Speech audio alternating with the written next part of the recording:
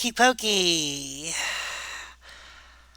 This is the Introduction to Philosophy video that will cover.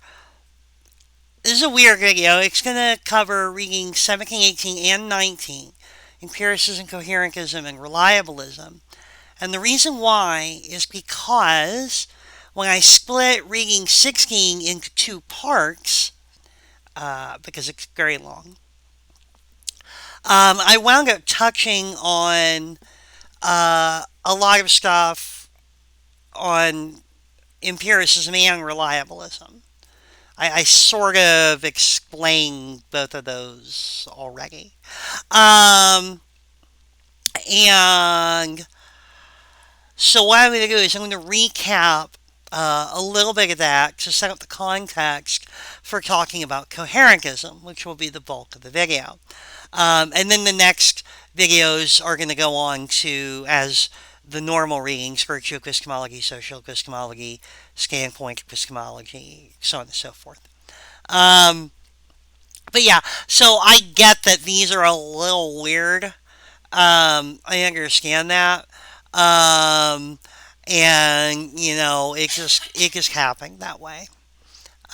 Sometimes we must improvise. All right, so let's dig into it, right? All right, so we were talking about internalism and externalism as broad umbrella categories of different ways of thinking about how beliefs get justified. Um, Internalists think that the the justifiers for a belief must be in your head. They must be internally accessible to the believer, which is to say that if I have a belief that is justified, I should be able to articulate uh, how it is that that belief is justified. Just saying, oh, I think that Oklahoma City is the capital of Oklahoma. Oh, why do you believe that? I don't know.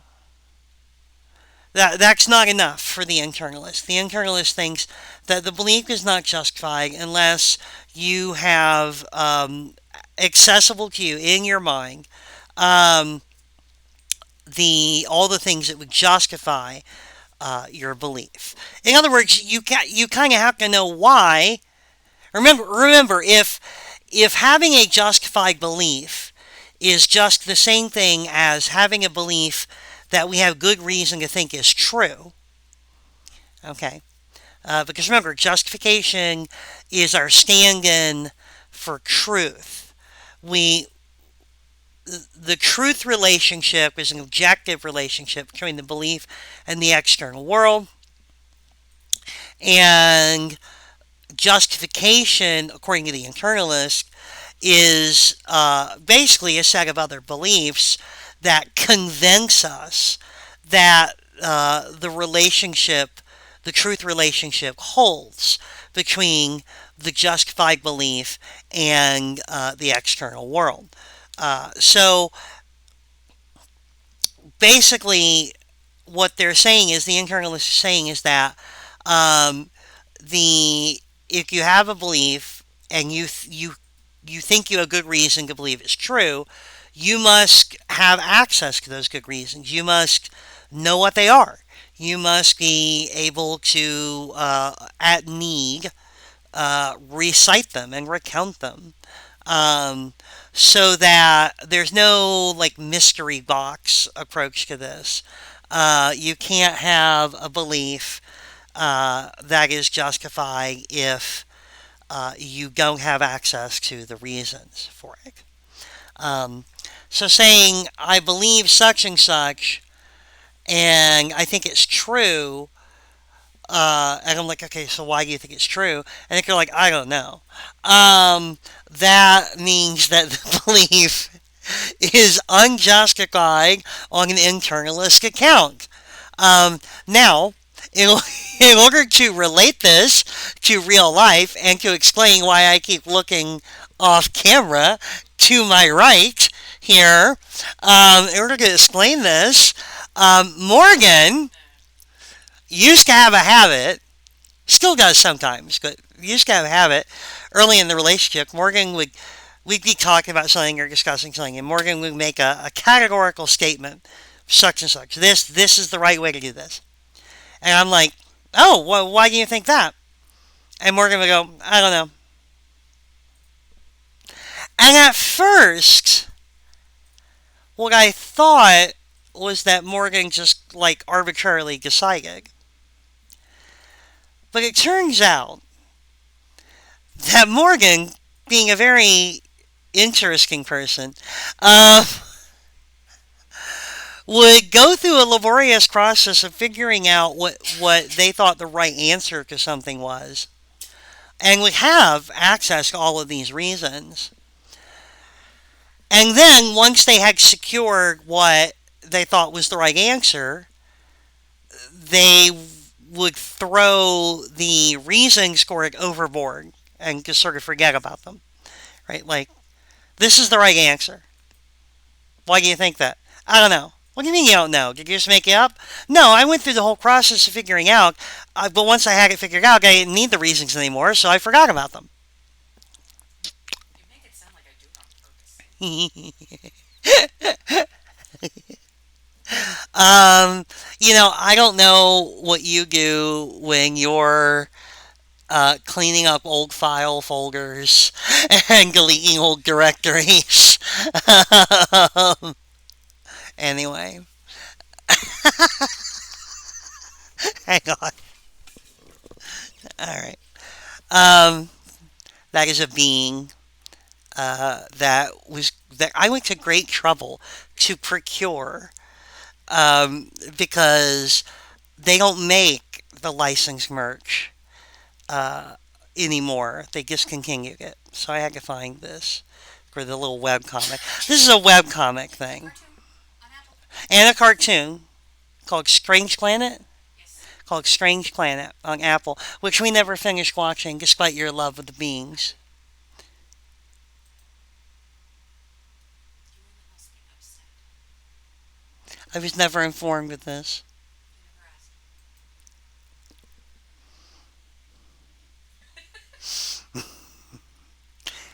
You never asked. Anyway,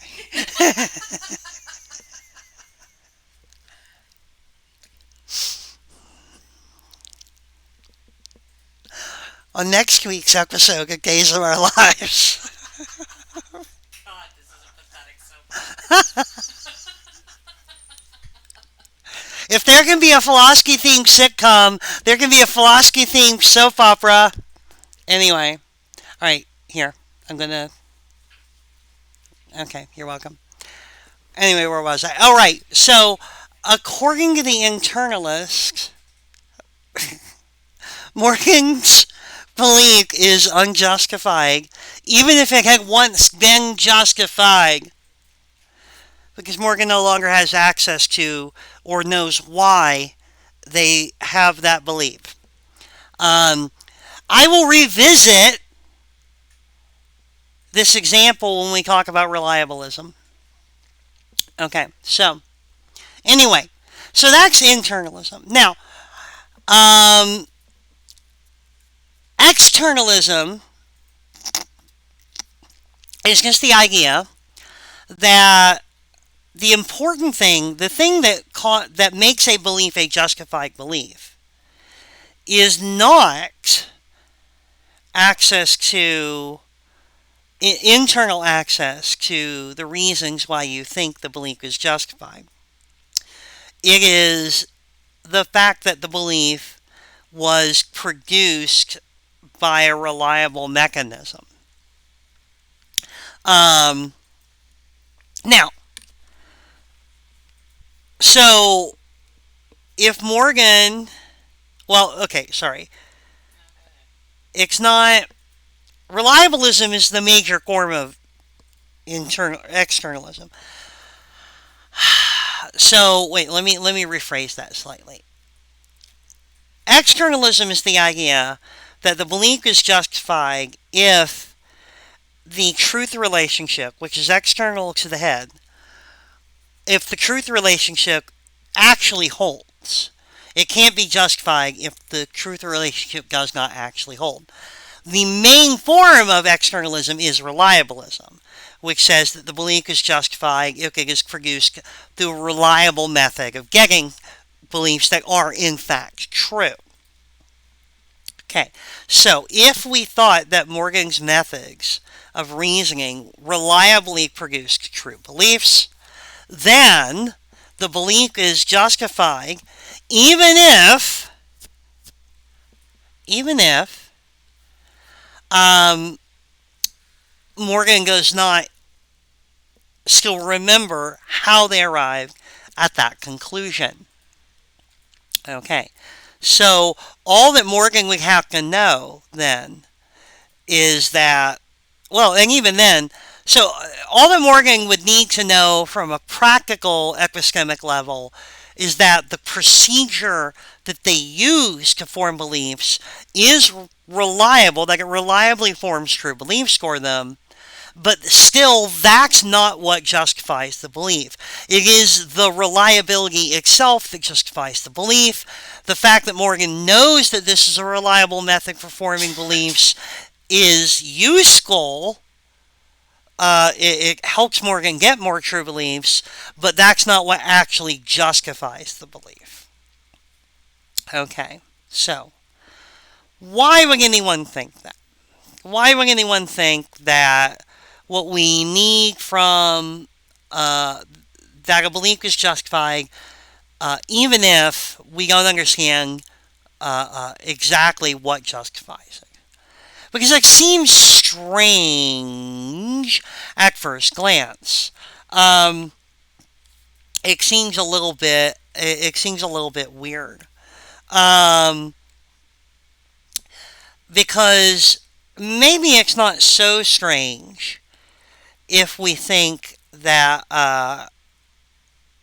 if we're looking at like Morgan's reasoning process, because I think most of us have used something like that process at some point. Um, like for instance, maybe um, I went to the trouble of making plans. We're going on vacation, and I've made plans to get us to and from the airport in advance. Um, and I took my time and I went through that very carefully and I arranged for shuttles and things like that at the right times. Um, and then while we're on vacation, like the last day as we're packing up, let's say Morgan asks me, um, what time is the shuttle? And I say, I don't remember off the top of my head, but I know I scheduled one, and I know that it's coming at the right time. I'll go look. I'll look at the papers. But at the moment, I have a belief that there is a shuttle coming, and that we have tickets for the shuttle, and that it's coming at the right time. Because I know that I went through the process of arranging it, even if I can't remember it right now. So I have this belief, even though I don't have immediate that we're going to be okay, that we have transport, even though I don't have immediate access to the beliefs like what time the shuttle is coming and things like that. Um, so that's not perfectly analogous, but it's close. I think we've all kind of used a reliabilist kind of approach to thinking our beliefs are justified. So that maybe isn't too strange, and you might go, well, all right, maybe there's something to reliabilism. But it starts to look weirder if we push into other examples. Like, for instance, imagine that I have a magic 8 ball that if I ask a yes or no question, it always gives me a correct answer.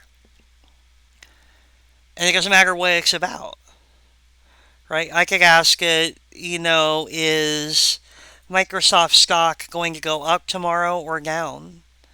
And hello, Galena. and it gives me a correct answer to this every time, no matter what question I ask it. Um, how is it doing that?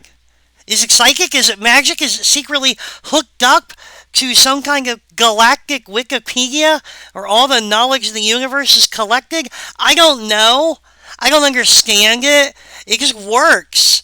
Um, I feel like I feel like some of us should have a hard time accepting that beliefs formed on the basis of magic are still unacceptable. Like I would be irrational to to believe those things, which would mean that I would approach them as if they were unjustified. Um, but according to the reliabilist, those beliefs are perfectly justified, and since I know the process is reliable, or at least I have good reason to think it is, then then I then I'm rational to rely on it and treat the beliefs as justified. And I don't know. Some people are okay with that example, and some people think it's a very weird result. And I'm kind of, I don't know. I've got thoughts on that are a little beyond the scope of this class. Um, so I'm not going to get into them too much right now. Um, but it's something that troubles some people. So we have internalism, which sounds really good, right? I need to be able to explain the justifiers for this belief, the reasons why I think it's true. We have externalism, which says you don't need to be able to do that.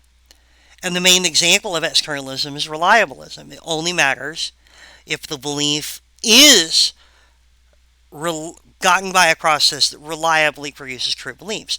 And the fact that you know the process is reliable is useful. It's useful to know which processes are reliable and which aren't, but that in itself does not justify the belief.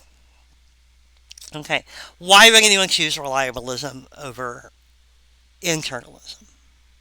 Well, this is where we're going to get into the empiricism thing. The main form of internalism is empiricism. Empiricism dates back to the 18th century with guys like John Locke, David Hume, people like that.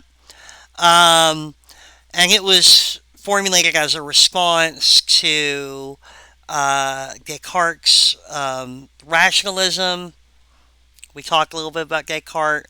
Basically, you'll need to go back and review the Descartes video if you don't remember what I'm talking about with rationalism.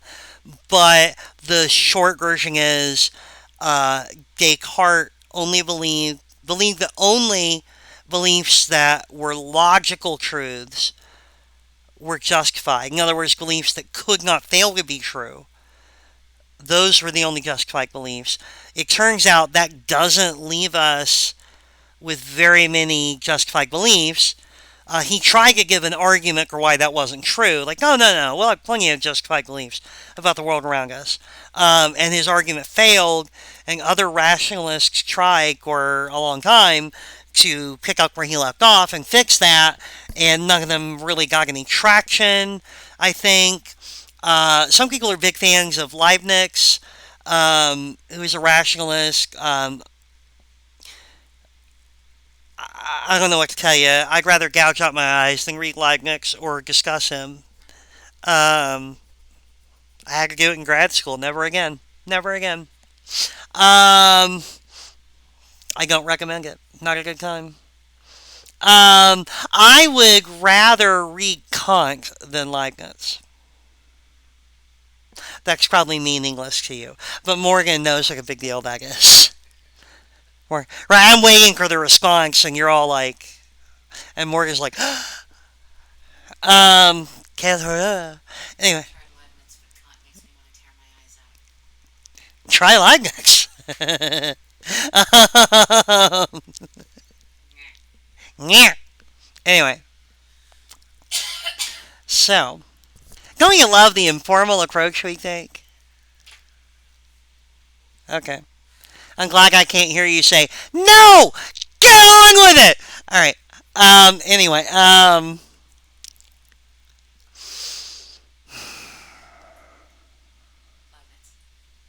Leibniz, right, rationalists. The rationalists tried to repair Descartes' epistemological program. They maybe getting opinions differ. But the empiricists came along and said, I don't think that's right. Let's try something different. And the empiricists offered a form of foundationalism, which is the idea that one belief is justified by another belief, which provides the explanation for why we think it's true. Why do you believe that empiricism is a form of internalism? My philosophy professor, Dr. Black, told me. Why do you believe Dr. Black is right about that? Dr. Black was hired by TCC to teach philosophy and therefore is probably qualified. Why do you think that Dr. Black was hired by TCC? Because Dr. Black has the ID to get in the room and has the key to the room, and they're listed in the schedule. And this is probably, like, odds are not an elaborate hoax. There's this justifies this, justifies this, justifies that. I've alluded to this in other videos. Anyway, um, so empiricism is a form of foundationalism which says that it tries to stop the regress problem, which I talked about previously. It tries to stop the regress problem by saying that um, the regress stops at basic beliefs about the content of our uh, sensory experiences. Uh, that beliefs like I can see my hand and I can hear the rain outside, beliefs like that are basic beliefs.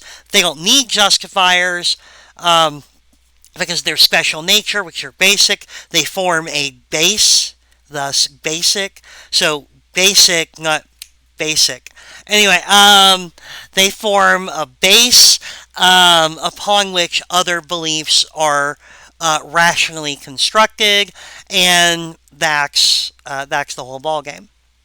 Okay, so we now have two competing pictures of how we get justified beliefs. We have empiricism, which falls under the umbrella of internalism, and we have we have reliabilism, which falls under the umbrella of externalism.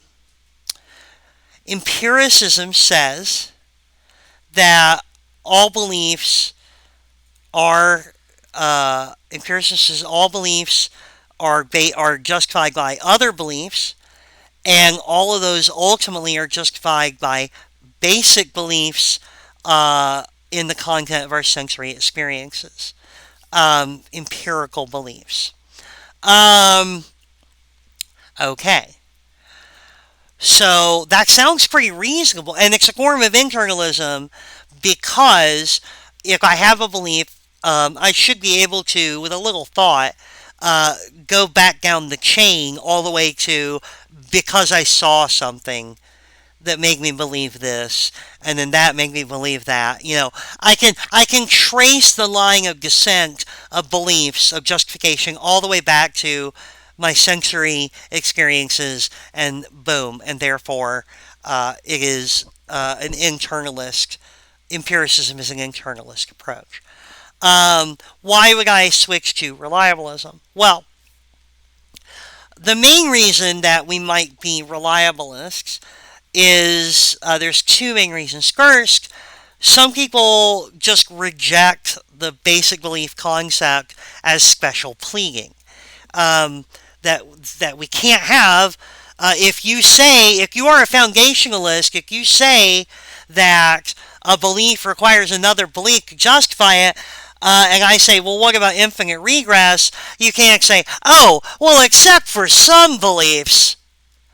Looks like you just said that a belief requires another belief to justify it. And then I said, well, then there's an infinite regress. And you say, there's no infinite regress. And I go, oh, well, I can't wait to hear this. Why is there no infinite regress? And you say, because some beliefs don't require beliefs to be justified. Um, but you just said they did. Like, that's literally, like, I gave you an objection. Like, that's like saying, every belief requires a belief to be justified. And I say, then you've got an infinite regress.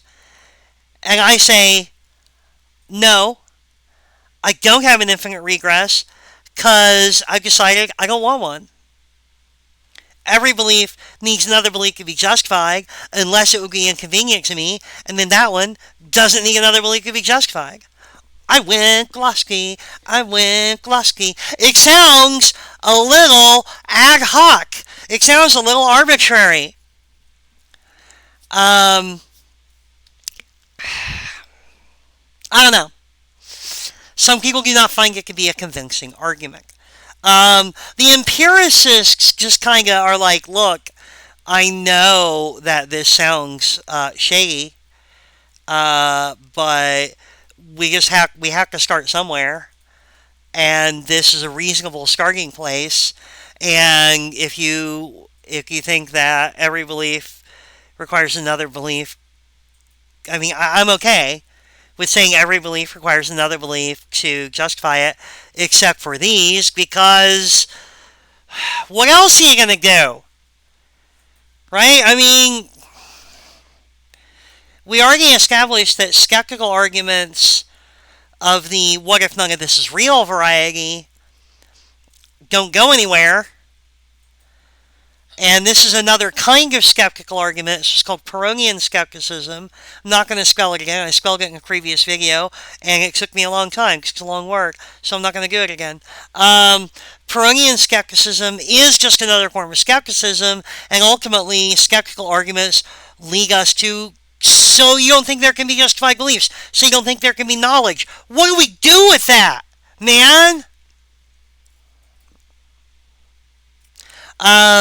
That's basically the empiricists are like, we obviously have knowledge, so this is how we have knowledge. And yeah, it's a little arbitrary, but it's at least a kind of arbitrary that doesn't sound too banana pants. So we're going to go with it. And if you don't like it, like, suck it. I'm pretty sure that's in Hume somewhere. I'm sure David Hume said, suck it. He probably didn't, but like if that had been a phrase back then, I bet he would have. He was that kind of guy. John Locke, little more proper. David Hume definitely would have said "suck it" if he was familiar with the phrase. Um, Although John Locke is funny, nobody believes me when I say that. But if you read his work, I think he occasionally works in little bits of dry wit and sarcasm and humor, and I think John Locke's funny. That's probably a sign that there's something deeply wrong with me. But I did get a PhD in philosophy, which is already a sign that there's something deeply wrong with me. So anyway, think of that way you will. Anyway, so empiricism is sort of the flagship version of internalism, but some people find its manner of avoiding the infinite regress problem to be a little offhanded, a little casual, and they're not convinced by it. And that's the main motivator driving people towards reliabilism. Um, that's the main thing that pushes people in the direction of reliabilism, because there's got to be uh, uh, some other thing going on here. Um, One of the other things is that well, I'll get to that in a second. So that's one of the main things that drives people towards reliabilism, that they're worried about the regress problem uh, in foundationalism and even in empiricism, which claims it has solved the regress problem. reliabilism has no regress problem, but it does leave us with the weird idea that we don't need to be justified, or that we can be justified even if we don't know why the process is reliable, or even if, this is crucial, even if we don't know that the process is reliable. That's the really hard one to swallow.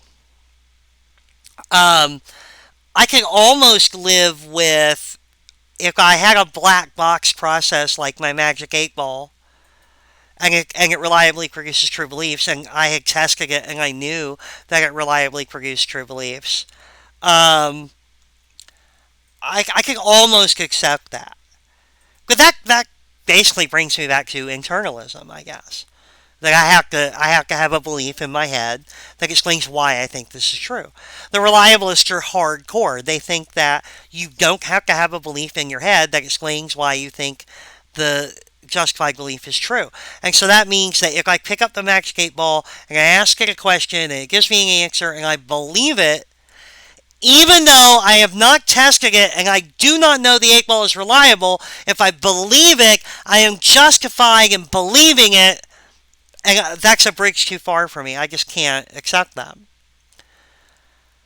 But some people think that that's better, that's less weird than accepting an arbitrary exception, a supposedly arbitrary exception to the foundationalist rule in order to escape the regress problem. So that sucks.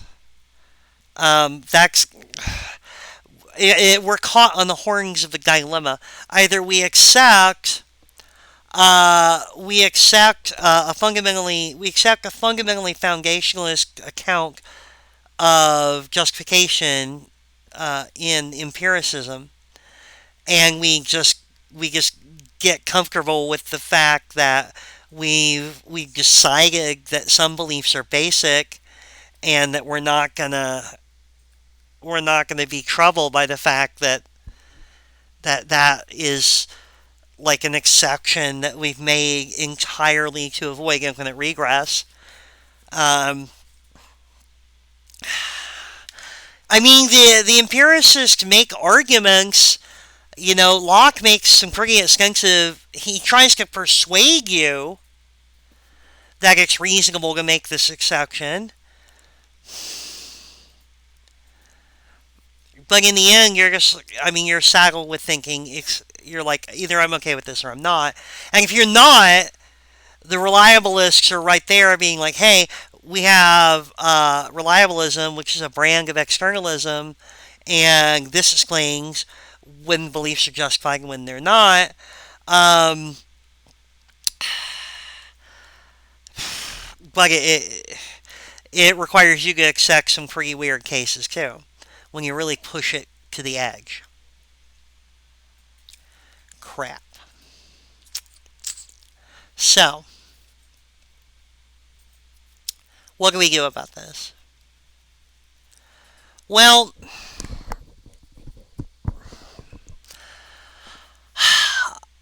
an alternative internalist account has been developed to get around the infinite regress problem without having to resort to reliabilism. And that account is called coherentism. So let's talk about that. The coherentists, obviously, they're internalists, so they reject externalism and therefore reliabilism. They say no, you have to have access to, at least in theory, you have to have access to the reasons why you think this belief is justified. You have to be able to articulate the conditions for its justification. And that's because we don't have access to that truth relation, not direct access. Things are true or are not true as an objective fact, but we are not in contact directly with objective fact. We're only in contact with our other beliefs about the world, and therefore I can only articulate my conviction that one belief is true in terms of other beliefs. That sounds like that sounds like that sounds like an argument for foundationalism again. But the coherentists also reject foundationalism. And let me explain why. Well, first of all, they are worried about infinite regress. That genuinely bothers them. So that's one reason to reject foundationalism. But they point out that even with the empiricists, even with your basic so-called basic beliefs, even with so-called basic beliefs, it's not just the basic belief that licenses uh, a belief, another belief. For instance, let's say I start with I see a tree. Um, that's my basic belief, my empiricist belief, founded on the content of my sensory experience. I see a tree. I form a belief based on that. Therefore, there is at least one tree nearby. Okay, that sounds like a dumb belief. Why would you hold that belief? It's just for example purposes. Um, I form that belief. Therefore, there's a tree nearby. Okay, I see a tree. Therefore, I know there's a tree nearby. Boom. Belief, belief. Basic belief, belief founded on that belief. Why do you think there's a tree nearby? I'm like, because I can see a tree. Why do you believe you can see a tree? I'm like, I just do. I can see it, so I believe that I see it. That's the basic belief. Because you can say cuz. I believe I see it because I see it. Damn it. Okay. That's the empiricist approach. The coherentists point out that even if you're an empiricist, though, what you're doing there is you're kind of you're pulling the curtain and ignoring that there are other beliefs in play. My so-called basic belief, I see a tree, therefore I believe there's a I see a tree, so I believe there's a tree. Why do you believe there's a tree? Because I friggin' see it, man. That's called a basic belief. But the coherentist says, but you only treat that as a basic belief because you hold another belief. What belief is that? That I'm not hallucinating. If I believed I was hallucinating and I had the visual experience of a tree, I might not immediately decide that I'm really seeing a tree. I mean, that makes sense, right? If I have a visual experience of a tree, normally I conclude immediately that I'm seeing a tree.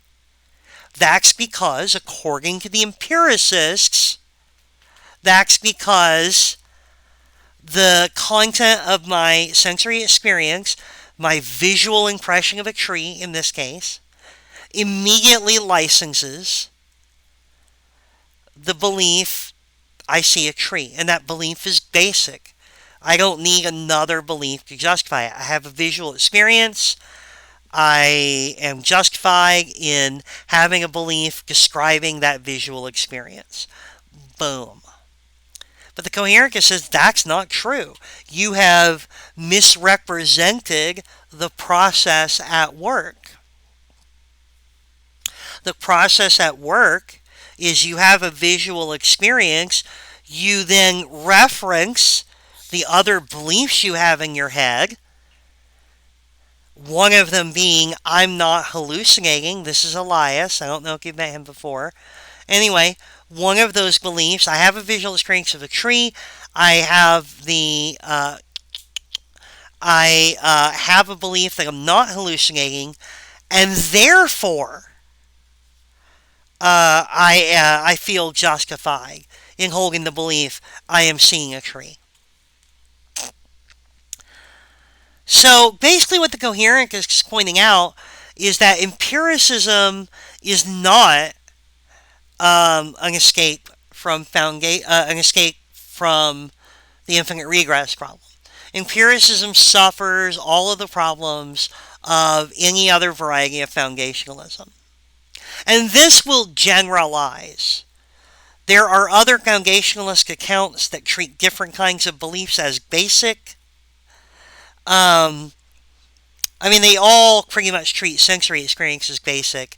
But even if you treat other kinds of beliefs as basic as well, um, you're still screwed up by this observation, the coherentist objection to foundationalism. Um, that you can't get away from the infinite regress problem. Um, you're stuck in that case. That empiricism didn't solve anything. It was supposed to rescue us from infinite regress. That's why we liked it. And the coherentists come along and say, it doesn't do that. Because you're always evaluating beliefs from the perspective of other beliefs. There's literally no way to get out of that trap. Um, it applies to everything. Well, shit. Does that mean I have to be a reliabilist? Because I don't want to be a reliabilist. I don't like it. It makes me feel icky. Reliabilism gives me weird feelings about Magic 8 balls. And I don't like it! Do any of you even know what a Magic 8 ball is anymore? I feel really old when I ask that. I'm like, everything's all beep bop and smartphones and computer devices. And you have Magic 8 balls. I'm sure that you know what a Magic 8 ball is. You know what a Magic 8. I'm going to bring one into class, which still won't help you online students. Damn it! We don't own one yet. I'm going to buy one. We're not buying a Magic 8. Hell yeah, I'm going to keep it in my office and use it as a visual aid and also as a way to answer emails from administrators. Um, yeah, it is. Google will just give you the suggested answers anyway, which is kind of like a Magic 8 ball. Anyway, all right. Google it. Anyway,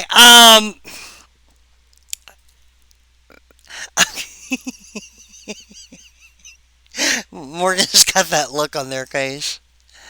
Um, anyway, where was I? Oh yeah. I don't want to be a reliabilist because of the Magic 8 ball bullshit. And yet, we now have a cogent objection to empiricism that says empiricism ain't all that. You thought it rescued you from Peronean skepticism. It doesn't. So you can suck at Hume. And that sucks. The coherentist then says, never fear. We are also internalists. You do not have to become a reliabilist. We will save you. Oh, how will you save us, coherentist? Here's how we save you. The coherentist says we always assess beliefs from the perspective of some other beliefs. But, sorry, Elias, but, I startled the cat. But, that is a clue for how we justify beliefs. Basically, the coherentist is saying, and the reading gives you little diagrams and stuff, which I can't do here. I could. There's a way. I'm not gonna. It takes work. Um, the coherentist says that beliefs are justified if they are coherent with, thus the name, if they make sense, in other words, if they fit in with other beliefs that we hold, if they have an explanatory power, or sorry, if they are explained by and also help explain other beliefs that you hold in the quote unquote local area, if you will. So, let's say we have a triangle of beliefs that are all connected to each other. I believe there is at least one tree near me. Why do you believe that? Well, I think I see a tree. Well, I'm seeing what I think is a tree. Why do you think that your senses are working and you're actually seeing a tree? Because I don't think I'm hallucinating. I don't have any reason to believe that. You know, I haven't taken any drugs. I'm not running a fever. I'm not sleep deprived. You know, whatever. So I don't think I'm hallucinating. I do think I'm seeing a tree. And I do think there's one tree near me as a result. And those beliefs all fit together. They tell a coherent story about what's going on with me in relationship to the world around me. They fit together. Um, and so we regard those beliefs as justified with respect to each other. There's no one belief that justifies the next that justifies the next. That's the fundamental mistake of the foundationalist. By the way, my use of fundamental there was a bit of fanciful wordplay. Fundamental mistake of the foundation. Anyway, take some more English classes. It's not weak, it was brilliant. I'm a genius. Anyway, I love you. Weak joke. it was a pun or a fanciful wordplay. Um, it, Say it right. Pune or play on a, words. I thought it was fanciful wordplay. A pun or, well, Play on words. it's not a pun, but that is a Discworld reference. Anyway, um, I'm not gonna digress into the Discworld thing. Google it. Anyway, but if you're disappointed in J.K. Rowling and Harry Potter and looking for a replacement, read Discworld. They're very funny. Sir Terry Pratchett, rest in peace, was a very kind and wonderful man who would never go around spouting transphobia. And there are 41 of the damn things. So you won't run out anytime soon. Anyway, okay. I did digress a little into Discworld, but the point is, the fundamental mistake of the foundationalist is thinking that beliefs are built in layers, when really beliefs are fitted into webs of belief. There are our beliefs are not just in sequence. Our beliefs are connected to other beliefs multiply. One belief connects to many other beliefs. Those beliefs connect to many other beliefs. It's a network of beliefs. And that when we encounter something new or puzzling or strange, we don't just look for one thing to explain how we should feel about it or how we should think about it. We sort of take it and we place it in context with the rest of our beliefs and try to see if we should accept it or reject it based on a totality of our experiences and our other beliefs and our knowledge. Let me give you an example. Science uh, Science is a good example for how coherentism works. Because coherentism is a model of knowledge acquisition and justification, and therefore knowledge acquisition. Coherentism is a model that fits well with our ideas about uh, scientific, the structure of scientific understanding. So uh, imagine you are a scientist. I'll give you a moment to get in character. Imagine you are a scientist and you make an observation that, according to your theory, should turn out one way, but it turns out a different way. I realize it's vague. I'm a philosopher and good concepts, not details. Anyway, don't bug me about this. Um, imagine you're a scientist. You have a theory about how things will come out. You have your instruments that you use for to measure your observations. You make your measurement, and it doesn't come out the way you think it should.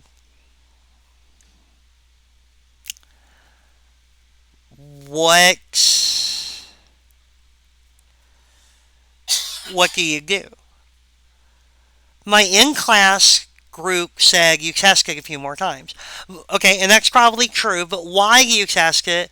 You test it to see if you've made an error.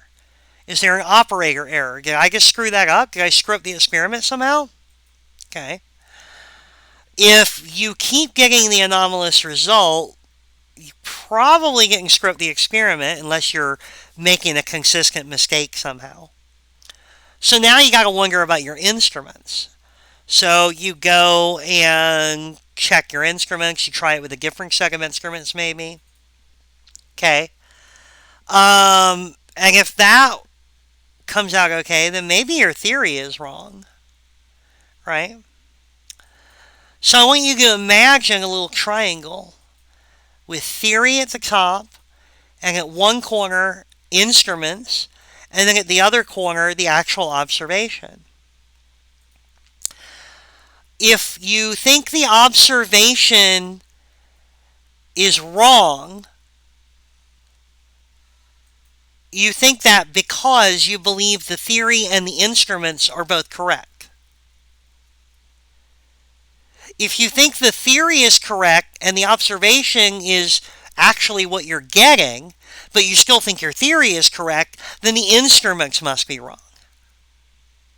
But if the instrument is okay and the observation really is what you thought it was, then the theory must be wrong. They are connected in a little triangle that have implications for each other.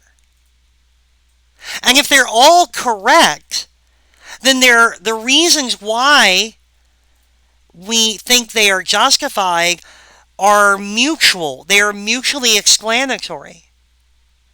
Why does the observation turn out that way? Well, the theory says it'll turn out that way, and we've used our instruments correctly. And that's why we think we're justified in believing this observation, right? So yeah, let's turn it on its head. Let's say you run the experiment and it comes out exactly like you think it should. Well, that means you think that your theory is correct and that your instruments are working, right? How do you know your instruments are working? Well, the theory says this should be the outcome of the observation, and I used my instruments to make the observation, and it was. So the instruments must be correct. Okay. How do you know your theory is correct? Well, the theory says this should be the outcome, and I made it and the instruments are reliable. I know the instruments are reliable. So, and I used the instruments and the outcome was correct. So the theory must be correct. Right? They are mutually explanatory. They explain and reinforce each other to form a coherent picture of reality. Um, Coherentism can label some beliefs unjustified. Imagine someone comes up to me and says, I'm a psychic, I can read your mind, and they do a little trick, and it seems like they've read my mind. Now, I have a bunch of beliefs about how science works, about the fact that people are sometimes liars, about the fact that clever con men have techniques for appearing to be able to do things that seem impossible. I have all kinds of beliefs, other beliefs that are connected together in a web, and I think this person represents themselves as having psychic powers. If I believe they have psychic powers, I am rejecting a massive set of connected beliefs. I am rejecting my beliefs about common con games. I'm rejecting all kinds of beliefs about how physics works and how information propagates through space time and things like that. I'm rejecting all kinds of beliefs I have about the nature of the mind. There's a lot that I would have to throw out in order to accept this as true, since this belief does not form a coherent picture with all of my other beliefs. I feel that believing this person has psychic powers is unjustified, and therefore I reject it, because I already have an extensive and well established set of beliefs that explain things. They are mutually explanatory. They help me navigate the world in a practical way. There's all kinds of reasons to think that. There's all kinds of sort of self supporting reasons uh, to accept my web of beliefs. This thing doesn't fit, is not coherent with the rest of it, therefore it is unjustified, therefore I reject it. Goodbye. Talk to the hand.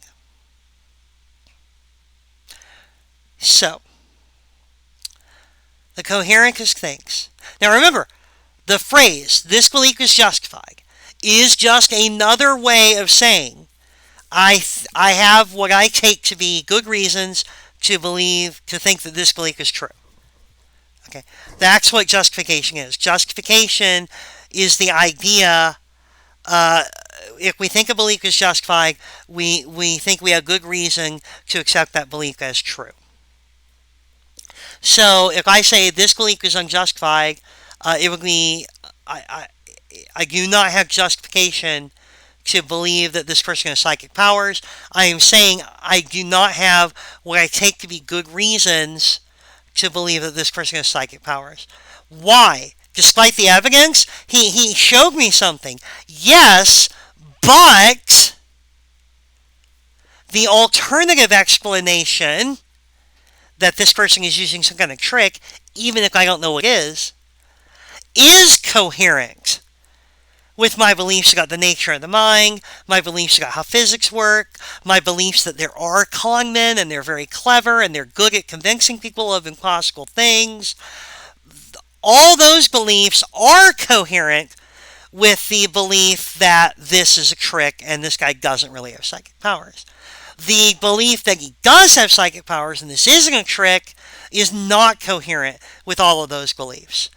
So that one is not justified. I don't have a reason to think it's true that he does have psychic powers. I do have a reason to think it's true that he doesn't have psychic powers. And that this is some sort of trick. Okay. So that's how coherentism works. Coherentism says that beliefs are justified when they help expand and flesh out our overall coherent picture of reality. Okay. Okay, why shouldn't we be coherentists? Well, I'm a bad person to ask that in one sense because I am a coherentist. Um, I think that coherentism is one of the better, either coherentism or virtue epistemology, or maybe some combination of the two, are the best explanations we have for how, when beliefs are justified and when they aren't. That's my thinking. But there are a couple of objections to coherentism. I think these objections can be met, but we should talk about them briefly anyway. One possible objection is this, that there are such things as perverse webs of belief. Uh, and I don't mean like webs of belief that have to do with very like age restricted internet content. That would be perverted webs of belief. This is perverse webs of belief. They're bad. They're malfunctional, maladaptive, if you will. Um, a good example of a perverse web of belief is a conspiracy theory. And we call it a perverse web of belief because it seems coherent. It seems like all of the bits and pieces of a conspiracy theory, a well fleshed out conspiracy theory, they all reinforce each other. They all fit together very well. They're banana pants, but they all fit together. There's like an elaborately woven explanation that takes in like UFOs and Bigfoot and the JFK assassination and fluoride in the water and Pizzagate and all this nonsense. And it's all tied together, and it all seems to fit together very well. Even though it is obvious nonsense, it seems coherent. Why aren't those beliefs justified? Okay. Because it would be very upsetting if those beliefs are justified. Because remember, believing or holding holding a justified belief and acting on it, right, and forming other beliefs on the basis of it, is rational because it's justified. You're a rational person to hold on to a justified belief. You're only irrational if you're holding on to an unjustified belief. And we think that it is irrational to hold on to conspiracy theory beliefs. Therefore, it would be super bad to have a theory of justification which says that conspiracy theory beliefs are justified. Because then it would be totally rational to hold those beliefs. And that seems obviously wrong. Okay, so what can we say about that to stave off this objection? Well, one thing we can say about it is that the conspiracy theorists are maybe not playing fair. They're not evaluating the evidence in a reasonable manner. That conspiracy theory beliefs only appear to be coherent um, when you leave out a bunch of stuff. You leave out context, when you misrepresent certain beliefs, and when you leave out uh, very when you leave out very core beliefs about how you should approach evidence and how you should form beliefs in an epistemically productive fashion. In other words, a conspiracy theory is only coherent if you are really shading the facts, and B, if you are excising very straightforward beliefs about like good ways to think, if you're leaving those out of the web of belief.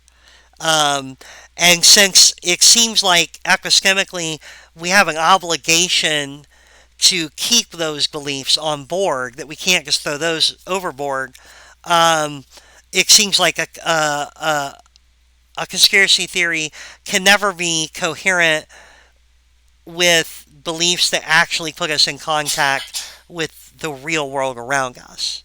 Um, so, like, you could say that a conspiracy theory is coherent and it is rational if we don't also believe, like, very basic, obvious, I don't want to say basic, if we don't also believe things that are very obviously true about the world.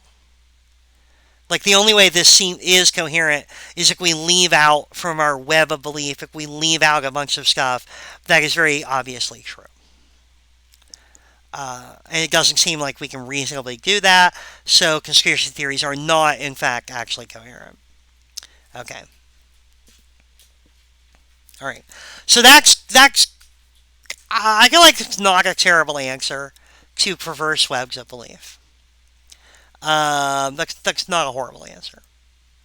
Um, Another objection that can be mounted is that uh, even if, well, how about this? Even if we decide to include all of our very sort of, straightforward beliefs about how we should form beliefs, or straightforward beliefs about reasoning, and like straightforwardly known facts about the world, um, even if we include those in our web of belief, it's possible to have multiple coherent explanations or sets of belief built on the same evidence that are mutually contradictory, given the evidence set available at a certain time.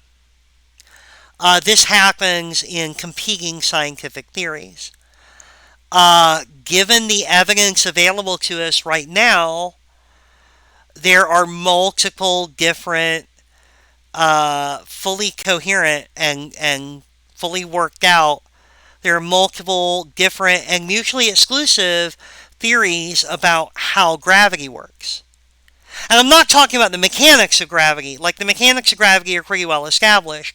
The, inverse square law, the how fast acceleration happens under gravity, things like that. We can measure all that stuff. We know how that works. We know the mechanics of it. What we don't understand right now is why it works, like where gravity comes from, how is this happening? We don't really have an explanation, or more accurately, we don't have a singular explanation for it. We have multiple explanations for it. Um, and physicists who work on this shit are debating with each other which one is the best fit for the evidence we have. And they're all coherent theories. None of these are incoherent. These are very smart people, very well educated in what they do.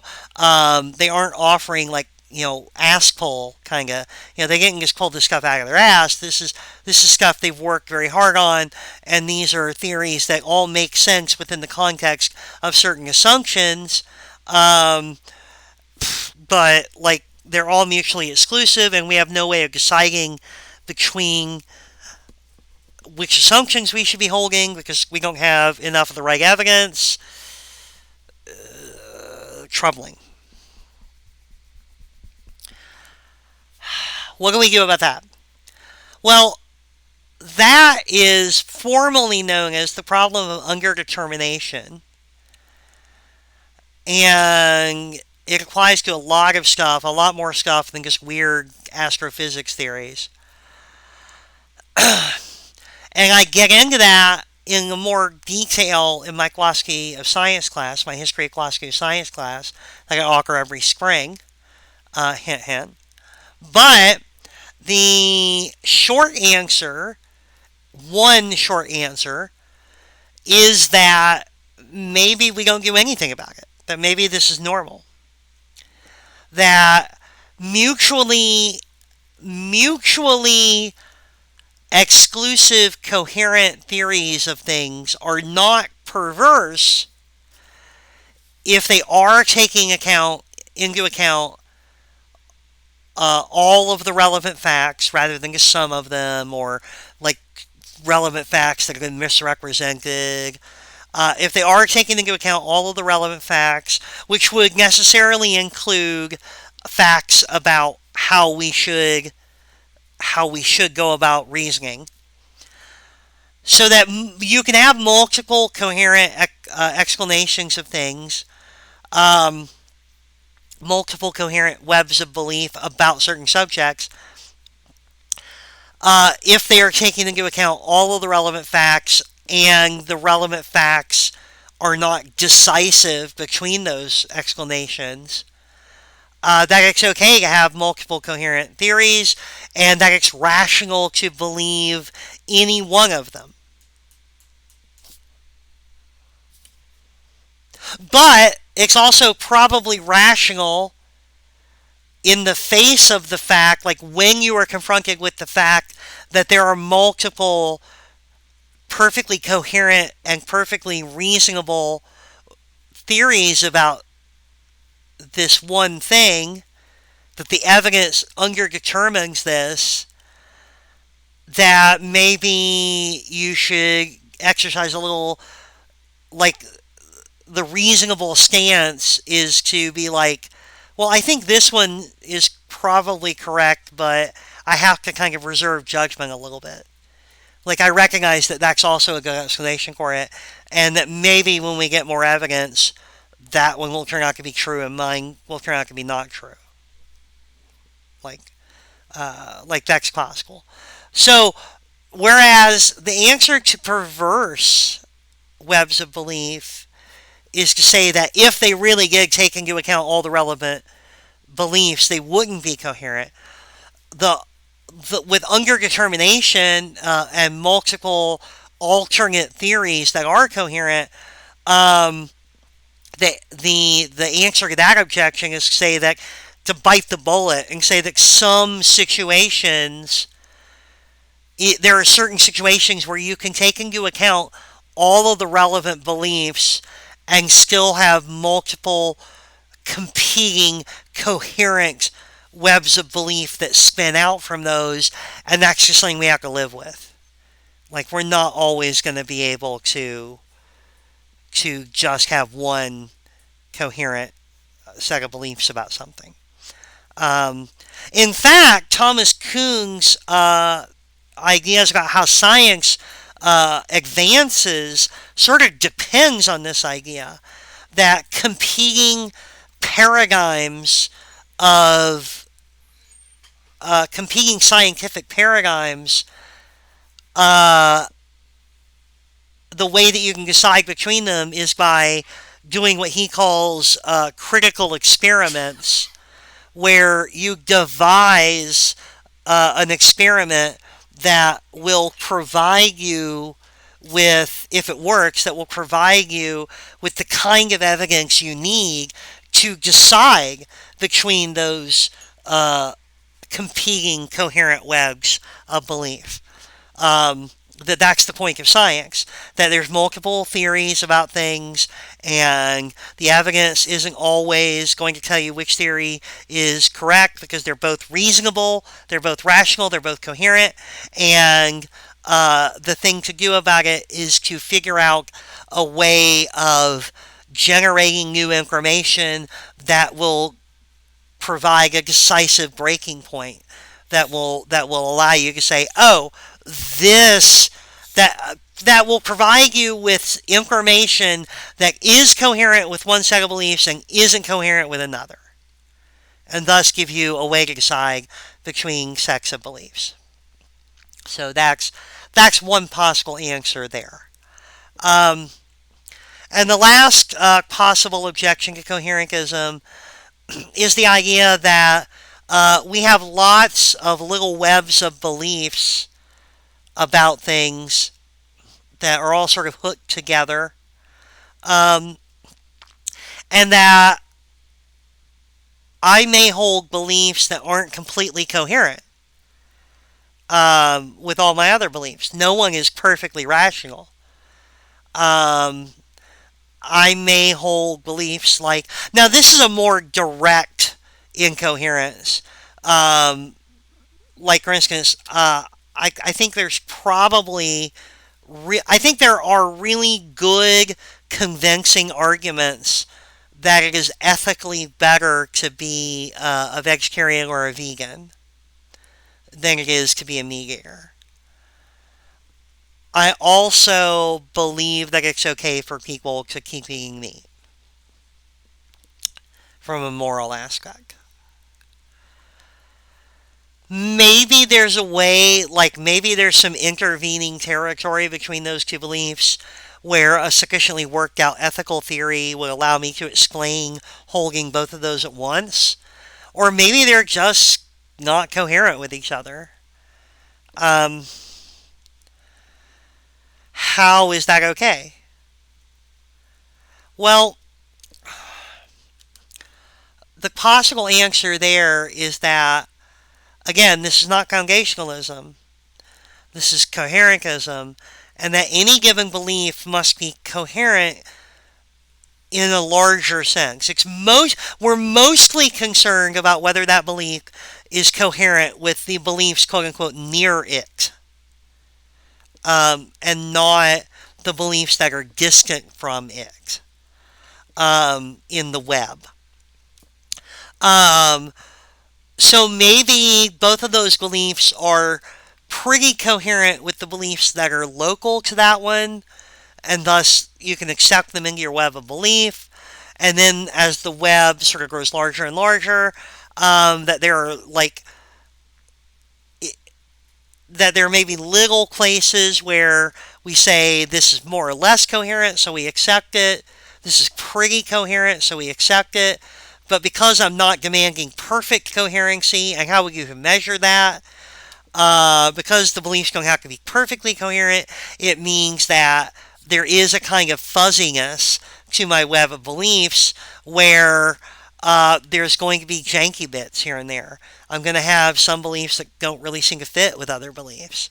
And as long as it doesn't get too egregious, I can still deem the entire web of beliefs largely coherent without without having to uh, be, everything has to align perfectly. Let's give an example of a car engine. Um, Most of us, I'm guessing, don't drive like high precision Formula One race cars with $500,000 engines. If you do, that's your business.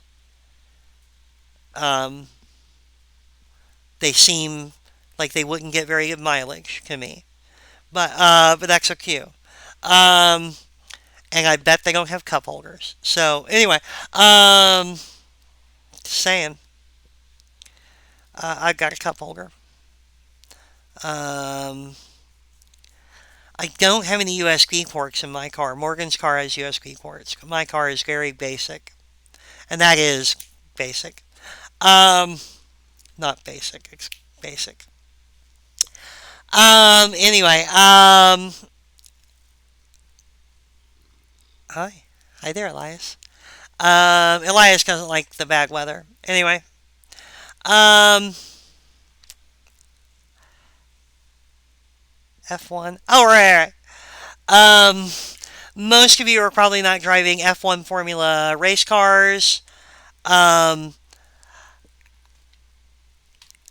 so you're probably driving a regular person car like the rest of us.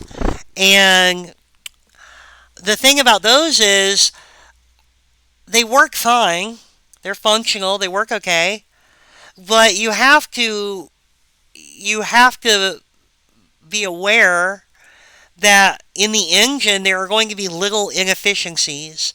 There are going to be little things wrong. Some parts are not perfectly fitted together. There are some like some of your spark plugs may not fire perfectly efficiently. Some of the pistons may not move with perfect freedom. Um, your fuel pump may be a little slower than it should be.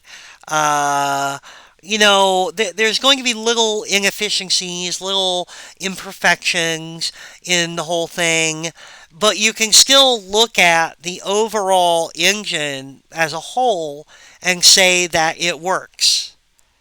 It's fine. It works. It does what it needs to do.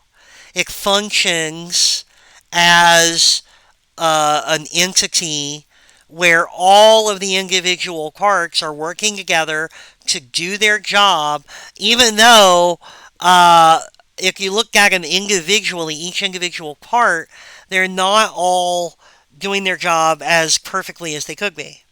And I think this is the analogy for not perfectly consistent webs of belief. They're not perfectly coherent, and they can still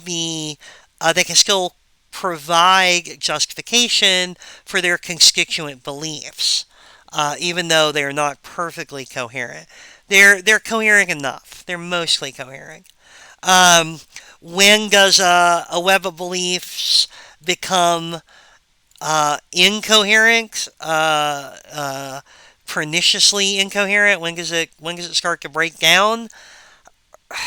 That's going to be a matter of, I mean, there's a matter of practicality. There's a matter of losing your connection to uh, the world around you, your noetic state.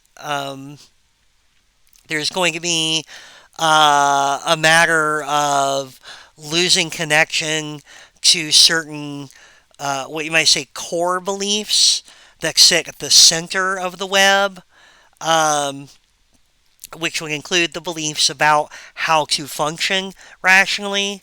Um, you know, if you start holding beliefs that conflict with the ideas, like the very core ideas of what it means to be a rational person, then yeah, maybe your web of beliefs has become dangerously incoherent in certain aspects. But I don't know. Do any of these form killer objections to coherence theory? I don't think so. Um, we may not have perfect answers to all of these objections, but I think we've got good enough answers to be going on with. Thank you, Elias. I think we've got answers that are good enough to be going on with, and I think the coherence theory does provide uh, a very attractive account of justification that is an alternative to empiricism, to strict, sorry, that is an alternative to strictly foundationalist empiricism, because I think coherence theory, there's an empiricist element to it, there's an empiricist angle to it. So that's why I distinguish when I say foundationalist empiricism. I think coherence theory provides an alternative, an internalist alternative to empiricism that rescues us from having to become reliabilists in the face of objections to foundationalism, even empiricism. So basically, we had foundationalist empiricism. Uh, the reliabilists raise a potent objection to it, uh, which seemingly leaves us with only reliabilism as an alternative. But reliabilism is weird as shit. Don't like it.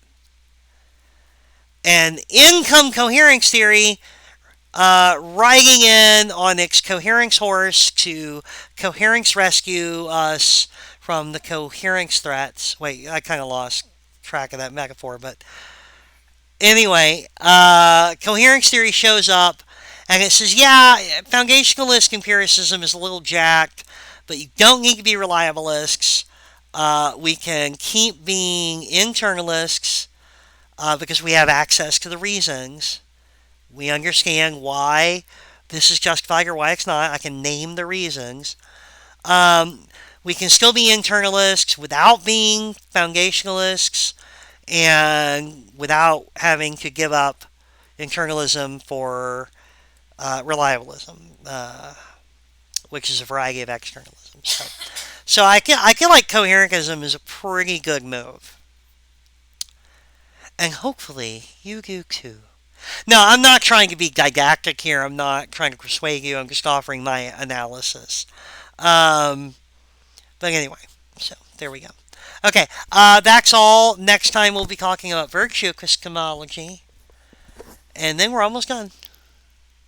Okay, bye.